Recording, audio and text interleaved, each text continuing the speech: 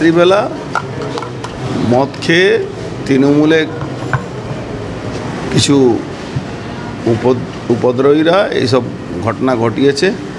সব জায়গায় ক্যামেরা আছে, পুলিশ দেখতে পাচ্ছে না।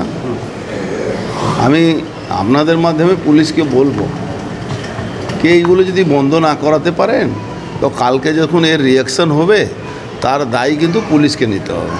আর নাহলে ইমিডিয়েট ক্যামেরাটা দেখে কারা বোম মেরেছে তাকে অ্যারেস্ট করুন। আর যদি না অ্যারেস্ট করুন তাহলে খোলা ময়দানে লড়াই হবে। কোনো উপায় নেই, আমাদের কাছেও কোনো উপায় নেই, ব্যাগ ফুটে যাওয়ার আমাদের কাছে কোনো জায়গাও নেই। উমাশঙ্কর সিং আমাদের রাজ্য নেতা আছেন, তার বাড়ির সামনে বোম পড়েছে। তা এতে এরা ভাবছে কি এতে কোনো লোক ভয় পাবে। এখানে ভাটপাড়ার লোক ভয় পাওয়ার জন্য জন্মই নেই। তার জবাব পেয়ে যাবে। জবাবটা কিভাবে দিতে হবে সেটাও আমরা জানি। পুলিশ যদি এটা নিয়ে না এগিয়ে যায় বা না অ্যারেস্ট করে। আপনার বাড়ির নেতার বাড়ির সামনে রাস্তায় বোম পড়েছে, এর সঙ্গে দীর্ঘ দূরত্বে কোনোভাবে রাজনীতির কোনো সম্পর্ক চেষ্টা করেও খুঁজে পাবেন না।